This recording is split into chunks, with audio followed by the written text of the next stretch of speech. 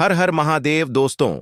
11 मार्च 2026 चैत्र बुधवार अष्टमी तिथि के दिन 7 दूर्वा और एक चुटकी हल्दी से कर लेना, यह एक उपाय होगी। हर मनोकामना पूरी मिलेगी, सभी दोषों से मुक्ति, इतना धन आएगा कि संभाले नहीं संभलेगा। भगवान विष्णु जी के आशीर्वाद से पूरे साल धन बरसता रहेगा दोस्तों। जैसा कि आप सभी लोग जानते हैं कि 11 मार्च को चैत्र बुधवार अष्टमी तिथि पड़ रहा है, इसीलिए यह दिन बहुत ही खास है। क्योंकि देखिए दोस्तों, गुरु जी ने कहा है कि जब भी चैत्र बुधवार अष्टमी तिथि पड़े तो आपको सिर्फ और सिर्फ 7 दूवा और एक चुटकी हल्दी वाला उपाय करना चाहिए। यह उपाय इतना खास है कि अगर आपने सही मुहूर्त पर सही क्रिया अनुसार 7 दुर्वा और एक चुटकी हल्दी वाला उपाय कर लिया, जो प्राचीन काल के समय का महा उपाय है, तो मान के चलिए दोस्तों, भगवान विष्णु जी के आशीर्वाद से आपके जीवन का कितना ही बड़ा दुख हो, उससे आपको मुक्ति मिल जाएगी। आपकी कोई भी मनोकामना हो, मान लीजिए आप नौकरी की तैयारी कर रहे थे, आपकी नौकरी लग जाएगी, आपका बंद पड़ा व्यापार चल पड़ेगा।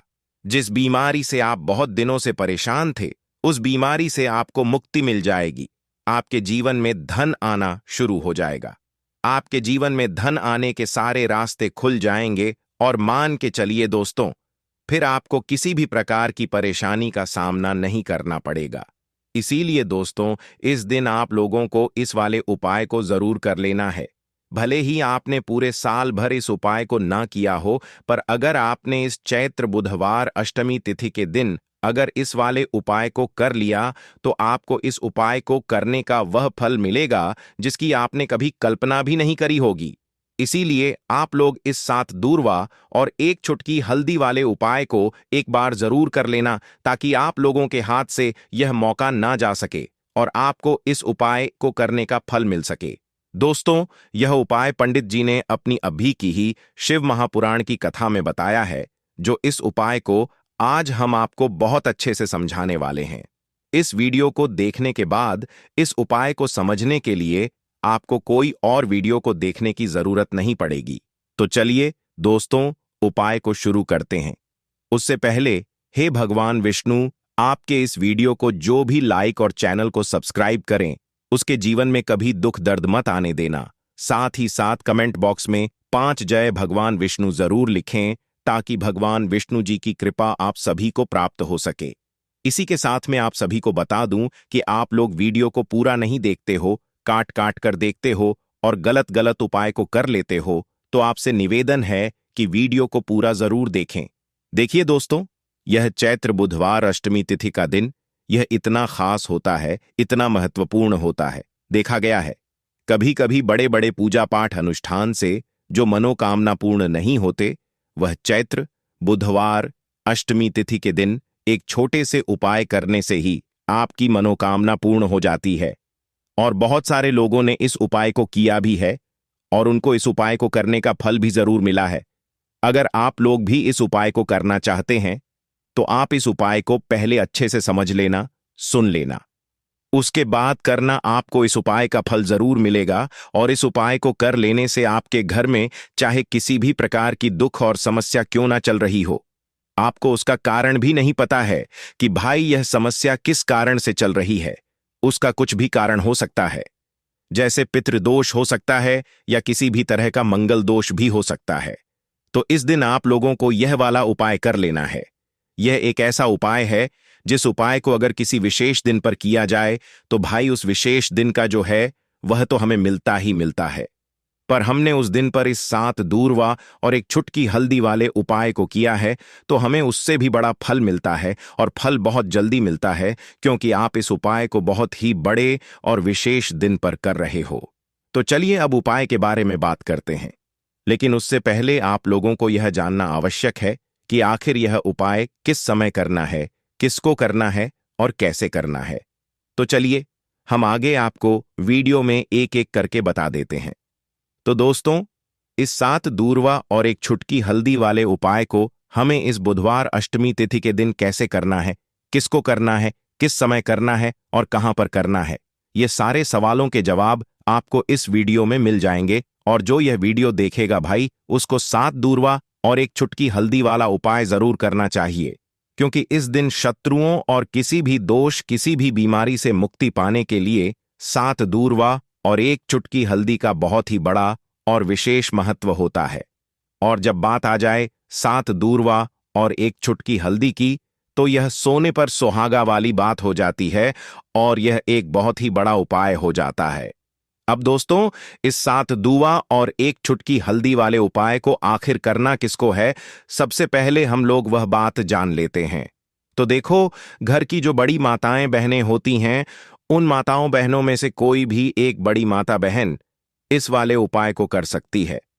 और दोस्तों, अगर आप चाहें तो अपने घर में से सभी सदस्यों को भी इस उपाय को करवा सकते हैं। अगर किसी व्यक्ति की खुद की कोई मनोकामना है, खुद की कोई दुख और परेशानी है जो कि वह अपने लिए ही करना चाहता है, इस वाले उपाय को तो वह खुद अपने लिए भी कर सकता है।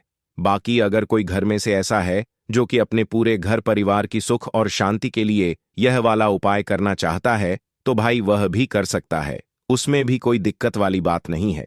कहने का मतलब यह है कि इस उपाय को हर एक सदस्य भी कर सकता है और पूरे घर परिवार के सदस्य के लिए घर की बड़ी माताओं बहनों में से कोई एक माता बहन भी कर सकती है।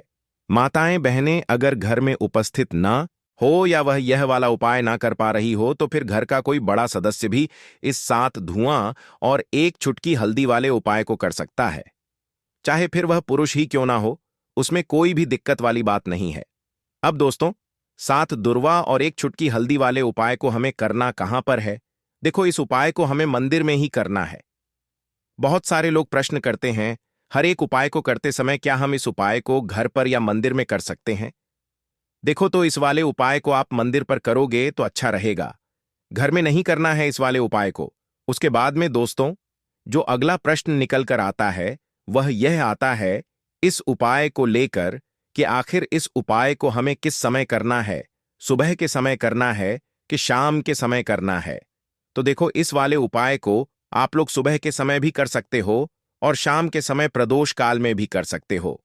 अब अगर आप पूछो कि भाई साहब सबसे उत्तम समय कौन सा रहेगा इस 7 दूर्वा और 1 छुटकी हल्दी वाले उपाय को करने का, तो हम आपसे बस यही कहेंगे कि इस उपाय को आप शाम के समय करेंगे तो ज्यादा बेहतर होगा, क्योंकि चैत्र बुधवार अष्टमी तिथि का दिन है और इस दिन प्रदोष काल के बहुत महत्व होता है। बाकी अगर सुबह के समय भी करेंगे तो भी अच्छा होगा, उसमें कोई भी दिक्कत वाली बात नहीं है।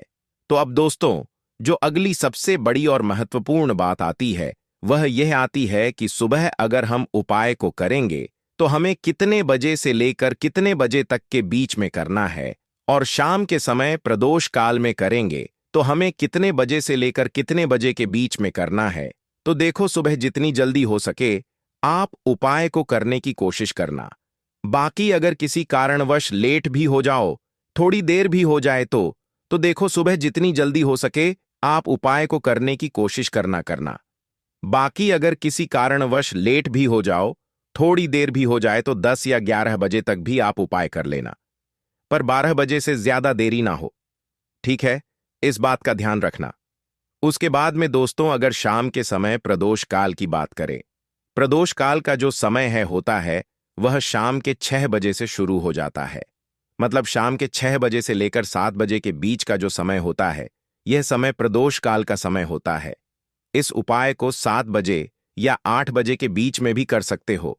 मतलब शाम के 6 बजे से रात 8 बजे के बीच में आप कभी भी इस वाले उपाय को कर सकते हो, उसमें कोई भी दिक्कत वाली बात नहीं है।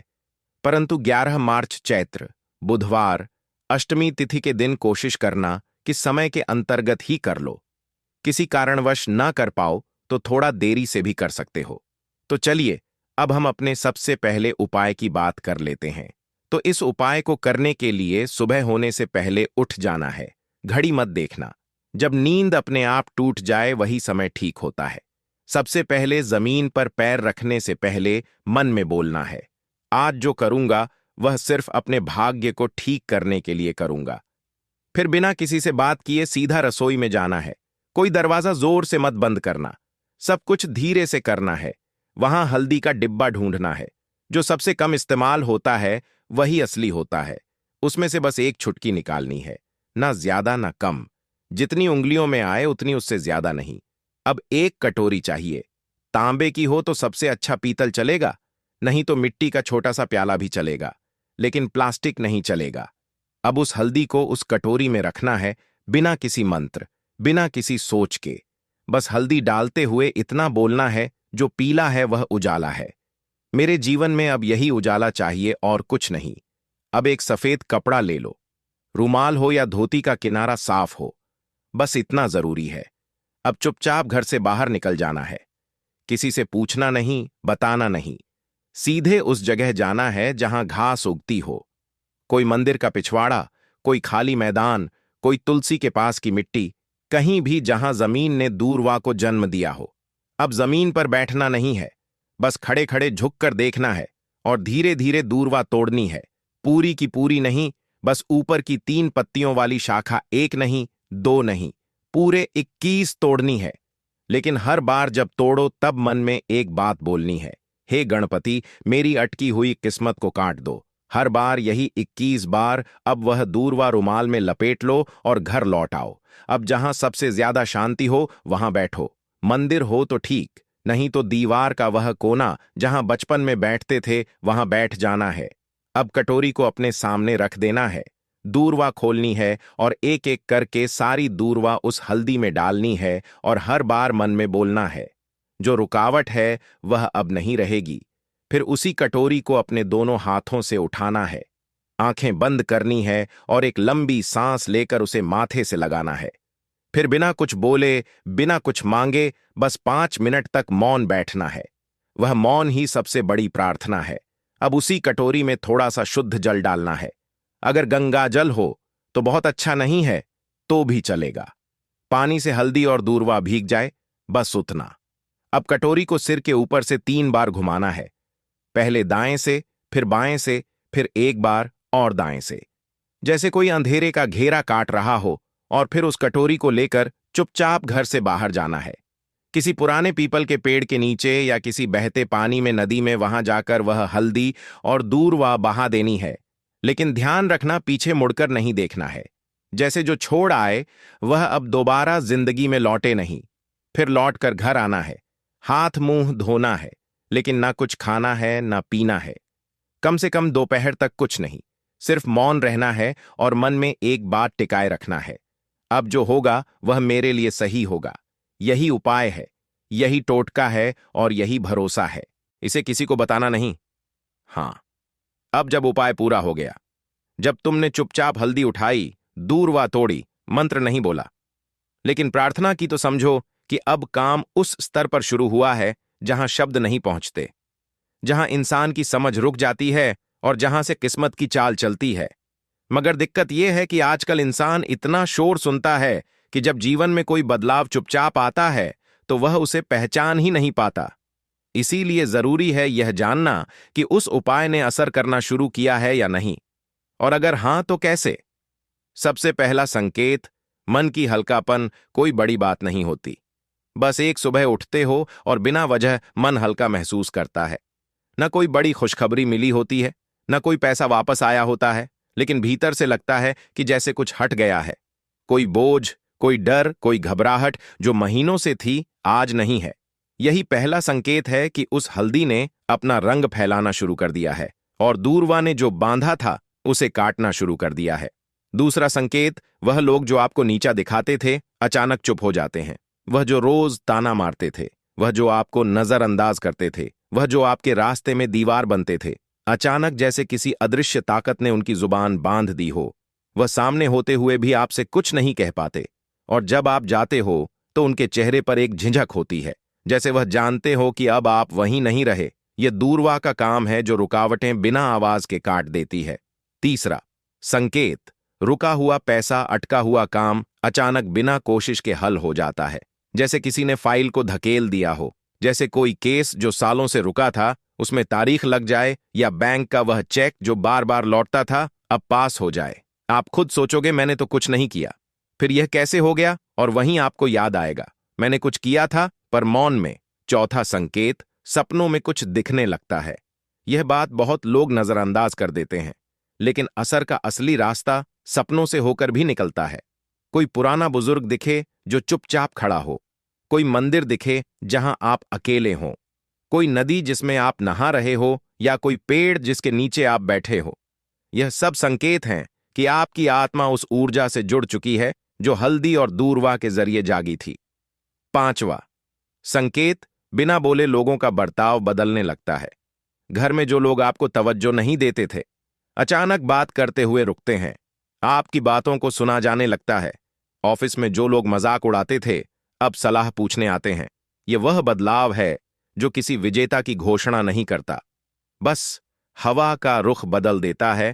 और सबसे गहरा संकेत, आपको कोई नया रास्ता दिखता है जो पहले कभी दिखा ही नहीं था। हो सकता है कि अचानक कोई नया काम हाथ लगे, कोई पुराना हुनर याद आए, कोई दोस्त पुराना फोन करे और नई बात कहे, या फिर अंदर से कोई आवाज आए, अब यह काम बंद करो और यह शुरू करो। यही सबसे मजबूत इशारा होता है कि हल्दी और दूरवा का टोटका सिर्फ बाहर नहीं, भीतर भी असर कर रहा है। लेकिन साथ ही साथ कुछ बातें और जान लो, यह असर हर किसी पर अलग होता है। किसी के लिए यह 3 दिन में दिखता है, किसी को 21 दिन लगते हैं, किसी को महीने भर बाद कोई बड़ा मोड़ मिलता है। लेकिन शर्त एक है, तुम्हारा भरोसा डगमगाना नहीं चाहिए। जिस दिन तुमने यह सोचना छोड़ दिया कि यह तो बस घास और मसाले की बात है, उसी दिन उसका असर खत्म हो जाता है। याद रखना, जब भी हल्दी और दूरवा को साथ रखकर संकल्प लिया जाता है तो ब्रह्मांड उसकी सुनता है, मगर वह सुनता है चुप रहकर, और जवाब भी चुपचाप देता है। इसलिए देखने की कोशिश मत करना, महसूस करो। और अगर कोई ऐसा संकेत मिले जो तुम्हें चौंका दे तो डरना मत, समझना कि जवाब आने लगा है। दीपक वाला उपाय करने के लिए आपको सबसे पहले जरूरत पड़ेगी एक दीपक। अब यह एक दीपक बुधवार की रात अपने घर में इस जगह पर जला देना बड़े से बड़ा शत्रु भी घुटने टेक देगा। दोस्तों, जैसा कि आप सभी जानते हैं, मार्गशीर्ष महीने की बुधवार के दिन बहुत ही शुभ संयोग बन रहे हैं, और इस दिन अगर आप 11 लौंग और एक कपूर अपने घर में जलाते हैं तो शत्रुओं से हमेशा के लिए आपको छुटकारा मिल जाएगा। अब देखिए, किसी भी व्यक्ति के जीवन में जब शत्रु से परेशान करते हैं तो वह व्यक्ति अपने जीवन में दुखों से बहुत परेशान हो जाता है। शत्रु हमेशा कुछ ना कुछ ऐसा करवाते हैं जिसके बाद नजर दोष लगती है और अच्छा खासा काम भी बिगड़ने लगता है। व्यापार में मदद आने लगता है, लोगों की तबीयत खराब होने लगती है। जरूरी नहीं है कि सामने वाला व्यक्ति जैसा दिखता है वैसा हो। देखिए, बहुत सारे लोग हैं जो बहुत अच्छे होते हैं, है ना? लेकिन कुछ लोग ऐसे होते हैं जो कब आपके शत्रु बन जाते हैं, आपको खुद भी पता नहीं चलता है। एक तो वह शत्रु होते हैं जो सामने से सीधे सीधे हम पर वार करते हैं, है ना? एक शत्रु ऐसे भी होते हैं जो कि पीठ पीछे कुछ होते हैं और सामने से कुछ होते हैं, है ना? ना। तो ऐसे शत्रु होते हैं गुप्त शत्रु, और ऐसे शत्रुओं से हमेशा आपको बचकर रहने की जरूरत होती है। आप अपने शत्रुओं को शांत भी कर सकते हैं, और इस उपाय को करने से आपको शत्रुओं से छुटकारा भी मिल जाएगा। लौंग जो होती है, यह शिविर शक्ति का स्वरूप होती है, और आप सभी जानते हैं कि महादेव जिसके साथ हो, न साक्षात काल भी आकर उसका कुछ बिगाड़ नहीं पाता है। अच्छा, बुधवार का जो दिन होता है यह इतना उत्तम होता है कि आप इस दिन अपने पितरों को प्रसन्न कर सकते हैं, धन प्राप्ति के लिए उपाय कर सकते हैं और शत्रुओं से भी छुटकारा पा लेते हैं।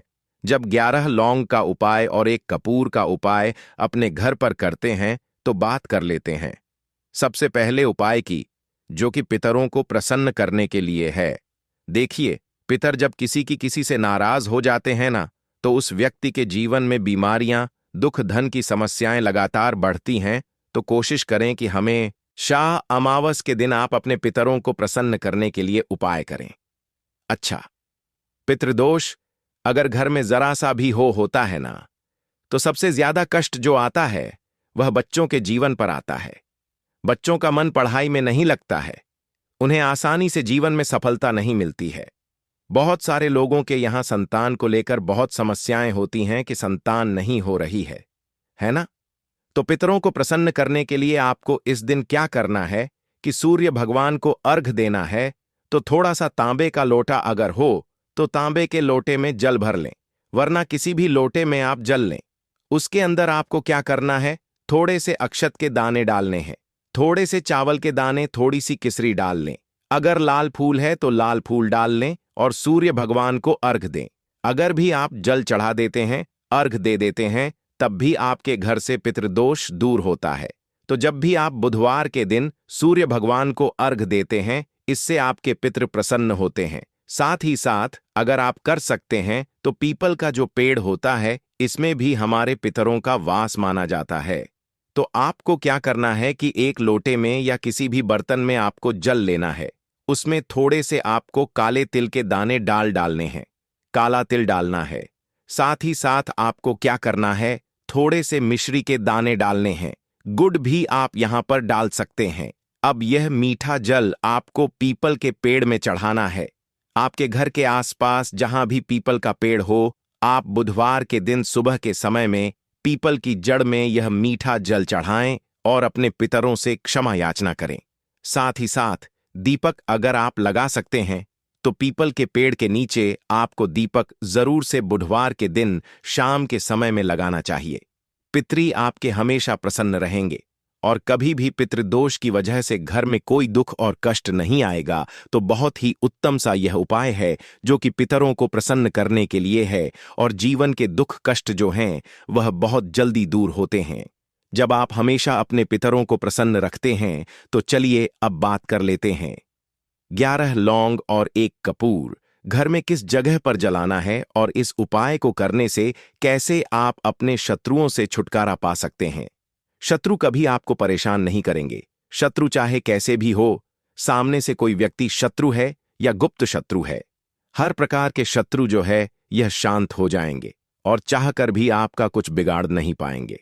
तो देखिए, उपाय को करने के लिए आपको 11 साबुत लौंग लेनी है। एक भी लौंग खंडित ना हो, टूटी हुई ना हो। एक छोटा सा कपूर का टुकड़ा लेना है, जिसे कि कपूर की टिकिया भी बोलते हैं। एक कोई भी यहां पर मिट्टी का दीपक ले लें या पीतल का बर्तन ले लें। उसके अंदर 11 लौंग रखेंगे, 1 कपूर रखेंगे, थोड़ा सा देसी घी इसके ऊपर से आप डाल देंगे। अब यह आपको बुधवार के दिन रात के समय में, ठीक है ना, जब सूर्य अस्त हो जाता है, उसके बाद किसी भी समय आपको अपने घर में जलाना है और इसका धुआं पूरे घर में अच्छे से दिखाना है। जितने भी कमरे हैं, जितने भी रूमर्स हैं, बरामदा, आंगन, ठीक है ना, बालकनी, जो भी आपके घर में है, सभी जगह पर आपको इसका धुआं अच्छे से दिखाना है और साथ ही साथ आपको महादेव का ध्यान जरूर करना है। देखिए, जब भी आप अपने घर में यह लौंग और कपूर बुधवार के दिन जलाते हैं, सबसे पहले तो शत्रुओं से छुटकारा मिल जाता है।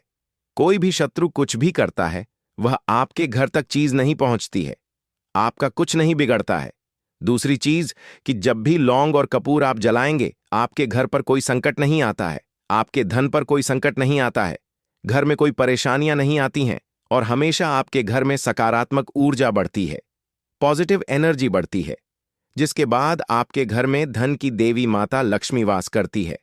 लौंग और कपूर जिस घर में कोई भी व्यक्ति जलाता है, विशेषकर बुधवार के दिन, तो ऐसा समझ लीजिए इसके बहुत चमत्कार हैं, बहुत ज्यादा लाभ है। तो कोशिश कर कि बुधवार के दिन रात के समय में किसी भी समय आप अपने घर में 108 लौंग और 108 कपूर जलाएं।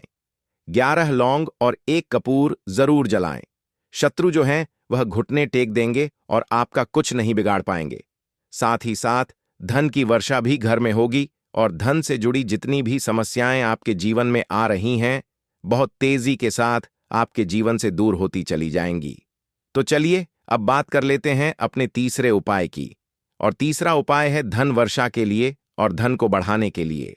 बहुत सारे लोगों की यह समस्या होती है कि पैसा बढ़ता नहीं है। पैसा तो आता है घर में, लेकिन पैसा बढ़ता नहीं है।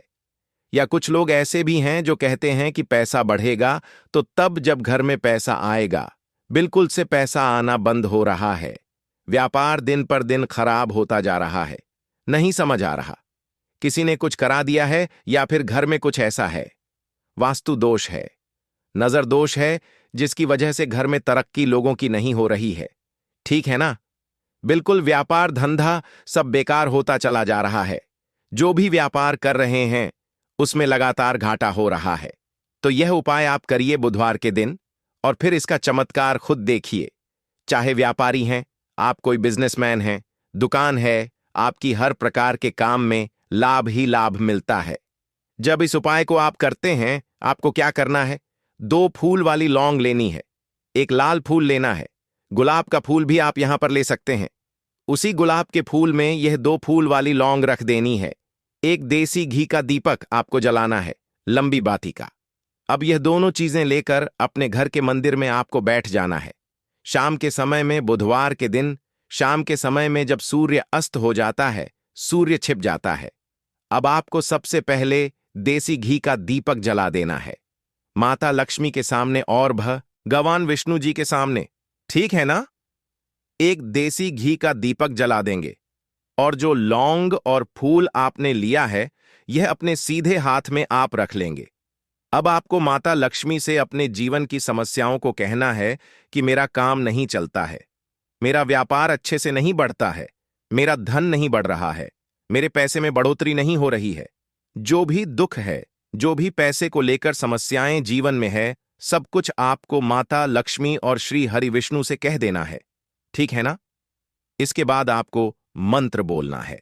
11 बार ओम नमो भगवते वासुदेवाय नमः 11 बार यह मंत्र बोल देंगे और फिर वह फूल आपको माता लक्ष्मी को अर्पित कर देना है, उनके सामने चढ़ा देना है। चाहे मूर्ति है, आपके घर में माता लक्ष्मी की कोई भी तस्वीर है, प्रतिमा है।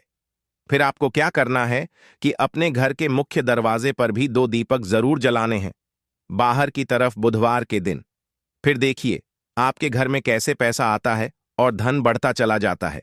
अब अगले दिन आप क्या करेंगे? जो फूल और लौंग आपने माता लक्ष्मी के सामने चढ़ाई थी, ठीक है ना? तो फूल तो आप किसी भी पेड़ पौधे के अंदर डाल देंगे। जो 2 लौंग आपने चढ़ाई हैं, उसे आप हमेशा अपने पास रखेंगे, अपने पर्स में रखेंगे। पर्स में पैसे रखते हैं या किसी भी चीज में आप अपने पास पैसे रखते हैं, बस वहीं पर आपको अपनी जेब में अगर रखते हैं तो जेब में रखेंगे। ठीक है ना? लेकिन ये 2 लौंग किसी भी कपड़े के अंदर रख के, किसी भी चीज के अंदर रख के आपको अपने पास हमेशा रखनी है। कोई भी नजर दोस्त परेशान नहीं करेगी। पैसा हमेशा घर में आएगा और हमेशा आपके जीवन में सुख समृद्धि बढ़ती चली जाएगी। तो बुधवार के दिन इन अचूक उपायों को जरूर करें और इनका लाभ जरूर उठाएं। तो अब बात कर लेते हैं अपने अगले और महत्वपूर्ण उपाय की। तो दोस्तों, लौंग के उपाय के लिए आपको सबसे पहले जरूरत पड़ेगी 3 लौंग। अब 3 लौंग आज बुधवार की रात 3 लौंग घर में इस जगह पर फेंक देना। धन की कमी आपके जीवन से दूर हो जाएगी और बड़े से बड़ा नजर दोष भी आपके घर से दूर हो जाएगा। घर परिवार के जितने भी सदस्य हैं, उनके जीवन से दूर हो जाएगा। राधे राधे दोस्तों।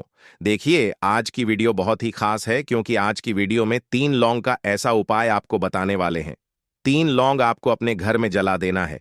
इस उपाय को आपने बुधवार के दिन कर लिया तो ऐसा मान के चलिए कि आपके जीवन के जो दुख हैं, अब उन्हें दूर होने में ज्यादा समय नहीं लगेगा।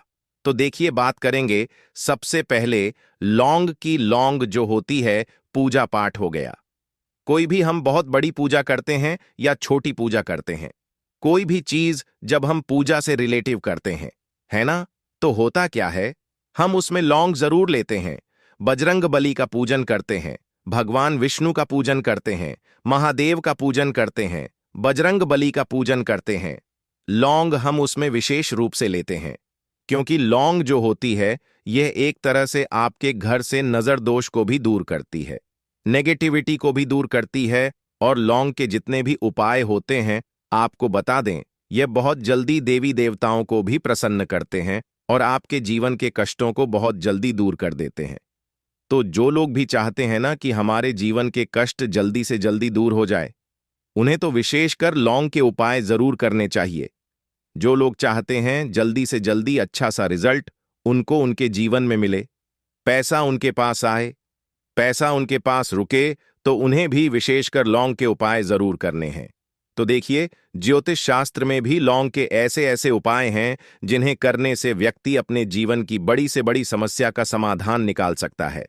कहने का मतलब है, लौंग के उपाय करके आप अपने जीवन के बड़े बड़े कष्टों को न बहुत आसानी से दूर कर सकते हैं। लेकिन बहुत बार हम होता क्या है, जीवन में जब कष्ट बहुत बढ़ जाते हैं, दुख बहुत बढ़ जाते हैं, तो हमारा जो दिमाग होता है वह सोच नहीं पाता है। हम नहीं समझ पाते हैं कि यह जो कष्ट हम इतने बड़े लग रहे हैं और होते भी हैं, जीवन में कभी कभी बहुत बड़े कष्ट आ जाते हैं, लेकिन यह बड़े बड़े कष्ट भी आप बहुत ही आसानी से दूर कर सकते हैं। लौंग के उपाय करके देखिए। पूरी सच्ची श्रद्धा के साथ जब कोई भी उपाय करते हैं ना, उसमें यह महत्व नहीं रखता है कि आप बड़ी पूजा करते हैं, छोटी पूजा करते हैं, बड़ा उपाय करते हैं, छोटा उपाय करते हैं। उसमें सच्ची श्रद्धा का होना और आपके विश्वास का होना। भगवान के ऊपर पूरा विश्वास करके जब आप कोई भी उपाय करते हैं ना, आपका उपाय सफल होता ही होता है और भगवान खुद आपके जीवन के संकटों को दूर दूर करने आते हैं। तो बात करेंगे सबसे पहले उपाय की, है ना, जो कि आपको करना है बुधवार के दिन लौंग से। अब देखिए, जो सबसे पहला उपाय आपको बताने जा रहे हैं, इस उपाय को अगर आप करते हैं तो आप अपने जीवन में जो भी भगवान से मांगेंगे ना कि हाँ मुझे यह चीज चाहिए, है ना, मेरी यह मनोकामना है, ये पूरी नहीं हो रही है, भगवान आप मेरी इस मनोकामना को पूरा कर